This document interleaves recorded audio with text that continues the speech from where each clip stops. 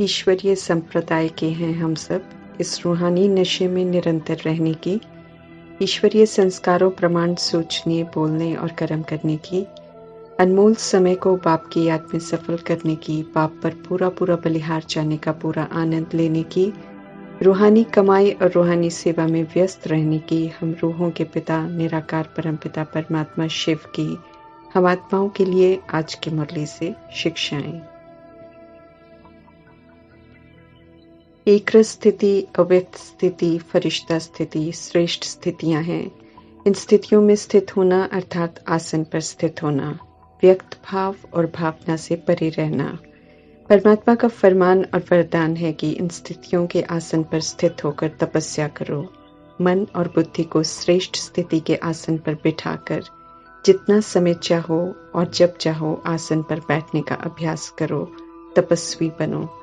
जैसे तपस्वी कोई न कोई आसन पर बैठकर ही तपस्या करते हैं, ऐसे ही हम आत्माएं भी परमात्मा के तपस्वी बच्चे हैं। हम सभी को भी व्यक्त से अव्यक्त होने की, देही अभिमानी बनने की, स्व परिवर्तन की तपस्या करनी है, श्रेष्ठ कर्तव्य करने हैं।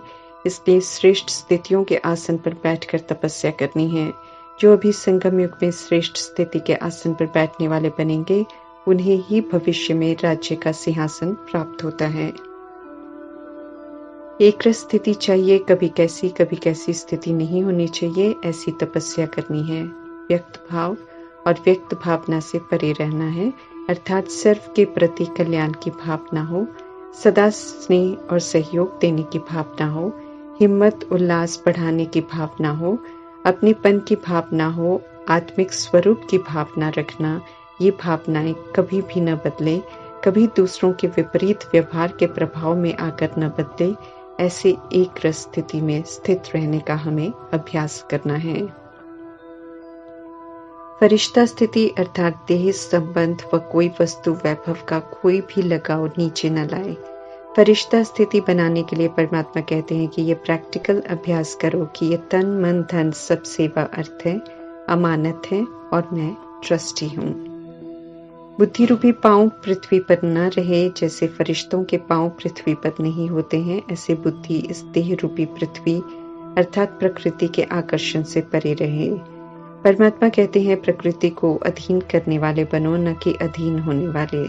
बुद्धि कहीं कच्चे लगाव के धागों में, सूक्ष्म बंधनों में, अपने देह के लगाव में भी अटकी हुई न हो। स्वतंत्र आत्मा ही अव्यक्त स्थिति के आसन में स्थित हो सकती है। संपूर्ण फरिश्ता स्थिति बनाने के लिए परमात्मा कहते हैं कि सर्व गुणों से, नॉलेज से फुल बनो, बाप से फेथफुल बनो, पावरफुल बनो, सक्सेसफुल बनो। श्रेष्ठ स्थिति बनाने के लिए परमात्मा कहते हैं कि अभ्यास करो कि स्थूल देह में प्रवेश कर कर्मेंद्रियों से कार्य कर रहे हैं। कार्य करो और फिर न्यारे हो जाओ। एक सेकंड में देह के भान को छोड़ देही बन जाओ। परमात्मा स्पष्ट करते हैं कि हर आत्मा के प्रति शुभ भावना, उस श्रेष्ठ भाव को धारण करने का विशेष अटेंशन रखेंगे। अमृत वेले से हर श्रीमत में रेगुलर बनेंगे, तब श्रेष्ठ स्थिति का अनुभव करेंगे, तब श्रेष्ठ स्थिति के आसन पर स्थित हो सकेंगे, एक रस रह सकेंगे। भावनाओं में फेरबदल होगा, व्यक्त भाव और भावना होगी, किसी के लिए ज्यादा शुभ भावना, किसी के लिए कम, किसी के लिए नफरत। तो एक रस स्थिति फरिश्ता स्थिति का अनुभव नहीं होगा। मन बुद्धि को भी श्रेष्ठ स्थिति पर बिठा नहीं सकेंगे, न खुद बैठ सकेंगे। एक परमात्मा के संग से सब रस लेकर भरपूर होकर हमें अपनी एक रस अवस्था बनानी है और एक रस स्थिति के आसन पर मन बुद्धि को बिठाने वाला सच्चा तपस्वी बनने का वरदान परमात्मा से लेना है। आत्मा का अविनाशी कनेक्शन है। देह अभिमान में आकर ये कनेक्शन बिगड़ गया और मतभेद आ गए। अभी पुनः परमात्मा हम आत्माओं को सही राह पर ले जा रहे हैं। इसलिए दूसरों के विचारों को रिजेक्ट नहीं करके अपने विचारों से मिलाकर सभी को सम्मान देने की समझ दे रहे हैं। सम्मान देंगे तो सम्मान मिलेगा। सभी को सम्मान देना ईश्वरीय संस्कार है जिसे हमें धारण करना है। श्रीमत पर एक्यूरेट चलने से, याद की यात्रा पर रहने से आत्मा की उन्नति होती है। आत्मा की जन्म जन्मांतर के लिए कमाई जमा होती है। इसलिए परमात्मा समझ दे रहे हैं कि विशेष इसके प्रति ध्यान दो। जो कमाई अभी कर रहे हैं यही साथ जाएगी, इसी के आधार से भविष्य में जीवन चलेगा। श्रीमत पर चलना अर्थात अपने लिए कमाई जमा करना। ज्ञान, योग, धारणा, सेवा से कमाई भी तेजी से तब जमा होगी जब एक तरफ हम अटेंशन से परमात्मा की याद से जन्म जन्मांतर के किए हुए पाप कर्मों का बोझ उतारते जाएंगे। इसलिए समय वेस्ट करने का तो कोई मार्जिन ही नहीं है। इस बात को स्मृति में रखकर परमात्मा का फरमान है कि टाइम बिल्कुल वेस्ट नहीं करना है। रूहानी कमाई करना अर्थात अब कोई भी बात जिससे आत्मा की शक्ति घटती है वो करके हमें समय बर्बाद नहीं करना है।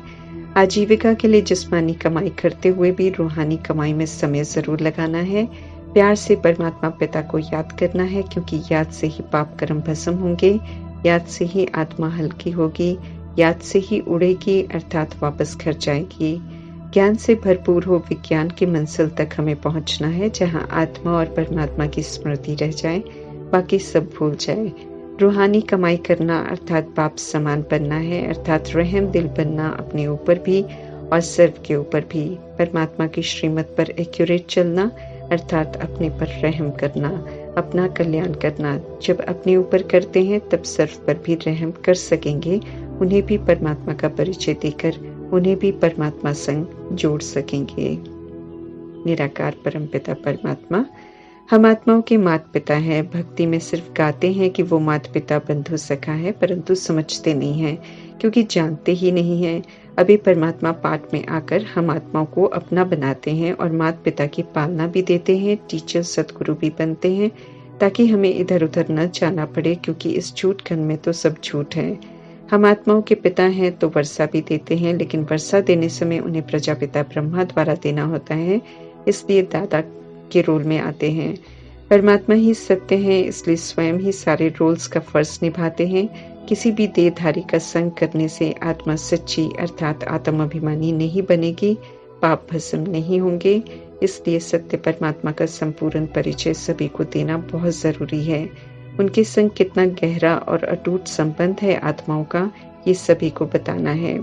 प्रजापिता ब्रह्मा को लेकर कईयों को उलझन है, तो उनका भी सत्य है बताना है कि कैसे वे हमारे अलौकिक पिता हैं। पारलौकिक पिता उनका आधार लेकर हम आत्माओं को अडॉप्ट करते हैं, ब्राह्मण बनाते हैं, और फिर कैसे प्रजापिता ब्रह्मा सबसे पहले ईश्वरीय शिक्षाओं को धारण करने की जिम्मेवारी को पूरा करते हैं।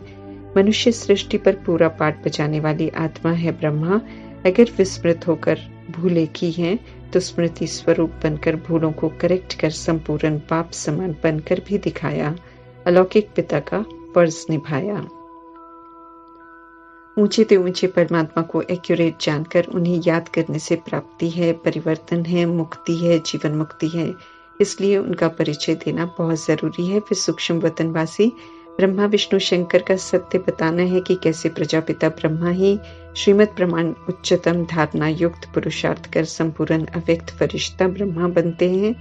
विष्णु भी उनके उच्चतम पुरुषार्थ का स्वरूप है, जो प्रजापिता ब्रह्मा के रूप में उन्होंने स्वदर्शन चक्रधारी बन शंख ध्वनि करते हुए ज्ञान योग की गदा सदा साथ रख सिर्फ श्रेष्ठ कर्म किए, कमल पुष्प के आसन पर सदा विराजमान रहे।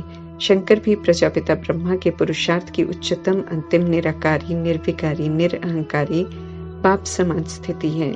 इस विधि से उन्होंने खुद के लिए सतयुग की स्थापना की, पालना के संस्कार भी धारण किए और नष्ट मोह स्मृति स्वरूप बने। हम आत्माओं को भी सिखाया कि कैसे अपने लिए स्थापना, पालना और देह अभिमान का विनाश करना है। हर किसी को अपना भाग्य खुद ही बनाना है। परमात्मा हम आत्माओं को राजयोग सिखाते हैं, अर्थात शरीर रूपी राजधानी और कर्मेंद्रियों का राजा बन श्रीमद प्रमाण कार्य करना सिखाते हैं। कर्मों अनुसार फिर मुक्ति और जीवन मुक्ति मिलती है। लौकिक और पारलौकिक पिता का अंतर भी समझाना है। लौकिक अर्थात शरीर के पिता ये कर्म अनुसार मिला हुआ रोल है, जो दिखाई देता है लेकिन होता विनाशी है। पारलौकिक पिता परमात्मा आत्माओं के पिता हैं, वो अविनाशी आत्मा जो दिखाई नहीं देती है, जो शरीर को चलाती है, उसके पिता पारलौकिक हैं। पिता परमात्मा है, निराकार है, अविनाशी है। हर आत्मा का चाहे वो छोटे शरीर में हो या बड़े शरीर में उस आत्मा का पिता परमात्मा है। असली पिता सत्य पिता है, जिन्हें जानना अभी जरूरी है और उन्हें ही याद करना बहुत जरूरी है। फिर चाहे कोई पिता के रोल में हो या बच्चे के रोल में या पोते के रोल में, सभी आत्माओं को फरमान मिला हुआ है परमात्मा को जानने का और याद करने का, क्योंकि सभी शरीरों में विराजमान आत्माओं ने पुनर्जन्म लिए हुए हैं और पाप भी किए हुए हैं। परमात्मा आत्माओं को देख रहे हैं और आत्माओं से ही बात कर रहे हैं, समझा रहे हैं कि अब टाइम वेस्ट नहीं करो, सीमित समय है खुद को सजाओं से बचाने का। भ्रष्टाचारी नर्क और श्रेष्ठाचारी स्वर्ग का अंतर, उतरती कला और चढ़ती कला का अंतर, राजयोग और हठ योग का अंतर, हिंसक और अहिंसक योग का अंतर, परमात्मा और श्री कृष्ण का अंतर भी स्पष्ट करना है, क्योंकि दोनों को लेकर लोगों की अनेक मान्यता बनी हुई है। हम सब ईश्वरीय संप्रदाय के बने हैं, तो सर्वोत्तम ईश्वरीय मर्यादाओं पर चलकर स्व का दर्शन कर स्वदर्शन चक्रधारी बनना है और समझाना है कि कैसे चक्र फिरता है। परमात्मा उमंग उत्साह से चित्रों के द्वारा, प्रोजेक्टर के द्वारा सेवा करने की युक्तियां समझा रहे हैं, ताकि लोग सहज समझ सकें। प्रजापिता ब्रह्मा और सरस्वती एक्यूरेसी से श्रीमत प्रमाण चलते हैं, इसलिए उनका हीरो हीरोइन का पाठ है। श्रीमत आत्मा को हीरो हीरोइन बना देती है, बशर्ते कोई उन पर चले, औरों से बिल्कुल अलग बना देती है। परमात्मा द्वारा सिखाया गया योग सहज राजयोग है। चलते फिरते सत्य की स्मृति रहे और सत्य परमात्मा को प्यार से याद करना है।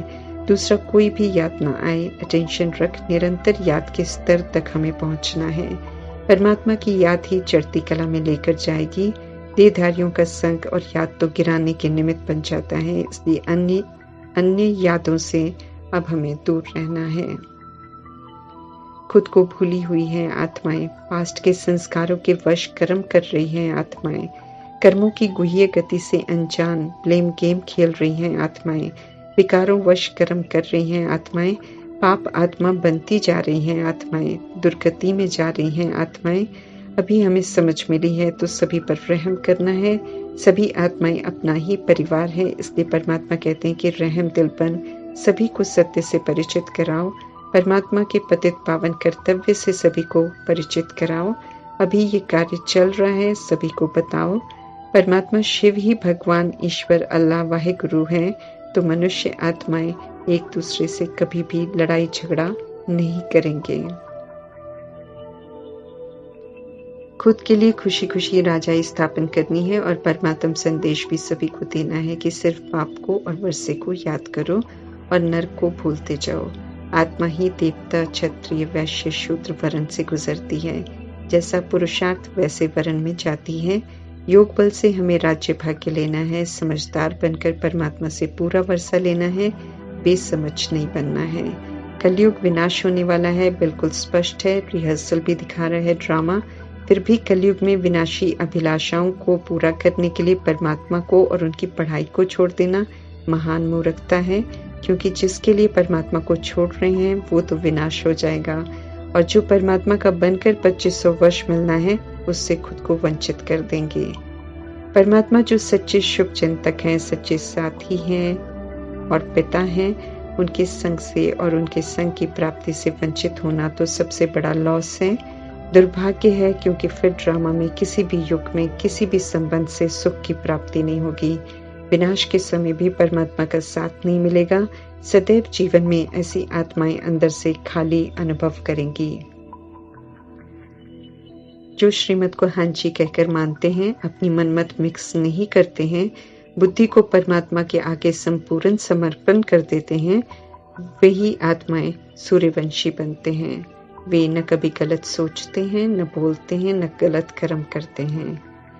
जो श्रीमत में मनमत को थोड़ा मिक्स कर पुरुषार्थ करते हैं, वो युद्ध करते हैं, हार खाते हैं, फिर जीतते हैं, फिर नापास की लिस्ट में आते हैं और चंद्रवंशी बनते हैं। रहते हम सब मूल वतन में हैं, लेकिन ड्रामा में आकर एडॉप्शन होती है, समझ मिलती है कि परमात्मा हमारे पिता हैं। ड्रामा में अर्थात यहाँ स्थूल वतन में हम सब उनके बच्चे बनते हैं, सबूत देते हैं कि हम उनके सपूत राइट हैंड मातेले बच्चे हैं या फिर कपूत लेफ्ट हैंड सौतेले बच्चे हैं। परमात्मा जब अडॉप्ट करते हैं संगम युग में, तब तय होता है कि वाकई हम उनके लायक बच्चे हैं या नहीं। बाप, टीचर, सदगुरु तीनों कंबाइंड हैं, उनके द्वारा ही आत्माओं की गति सदगति होनी है। परमात्मा पर बलिहार जाने का समय है ये संगम युग, जब उनकी यथार्थ समझ उनके द्वारा ही मिलती है। जो बलिहार जाते हैं परमात्मा पर, परमात्मा भी उन आत्माओं पर बलिहार जाते हैं और भरपूर कर देते हैं। पूरे ड्रामा की खूबसूरती ही संगम युग है, जब हम आत्माओं का सत्य परमात्मा से मिलन होता है, सच्ची सुख, शांति, खुशी की अनुभूति और प्राप्ति होती है। खुद के सच्चे स्वरूप से परिचय होता है। झूठे देह अभिमान के मुखौटे को उतार कर फिर से हम सब स्वतंत्र बनते हैं। फिर से सत्य परमात्मा से सत्यता की रियलिटी और रॉयल्टी की सभ्यता सीखते हैं। तो ऐसे समय में सुजानपन, सेकंड सेकंड परमात्मा के संग बिताने का अटेंशन रखना है और सही मायने में उनके साथ जीने का आनंद लेकर खुद को भरपूर करना है। ओम शांति।